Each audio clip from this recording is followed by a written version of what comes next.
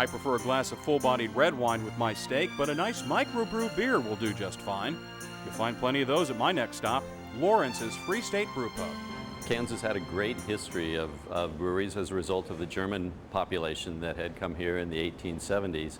Unfortunately, Kansas also has had a great history of prohibition, and that did damage to those breweries. Really, we were the first brewery legally operating in Kansas for nearly 100 years. I have a real soft spot in my heart for Free State. When I was still doing news, I did a story on its opening in 1989. I thought then, and continue to think now, that Free State serves some of the best microbrews around. Crafting those beers is the job of brewmaster Steve Brott. So how did a history major who was considering going back to graduate school get into being a brewmaster? I think I have to blame my older brothers for that one. They built in me an interest in good beer, in different beer styles. You know, when the craft brewing movement in America was just developing, I got introduced to it, and I still say a lot of why I ended up here was just pure luck, being in the right place at the right time. I saw this operation opening up and went, hey, yeah, I'd like to be a part of that somehow.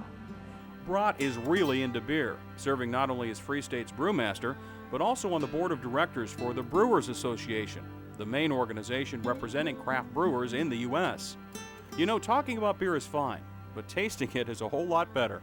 I got to do just that with a glass of the Wheat State Golden and Copperhead Pale Ale. The Golden was first.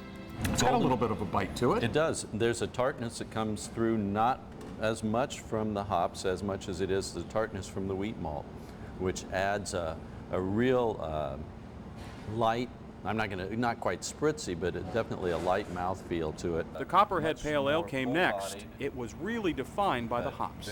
The hop flavor lingers in your mouth, but it isn't so overpowering. Sometimes a hop flavor can almost feel like it coats your tongue and masks other flavors. This just brings a certain excitement to it without overpowering. Well, great job on all the beers. Been a fan for a long time. Keep up the good work. Thanks. One of the things I enjoy most about Free State is the food.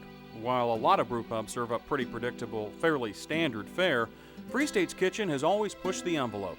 Not too many brew pubs I know would serve a portobello mushroom sandwich in a tomato pesto sauce on ciabatta with a lovely side salad.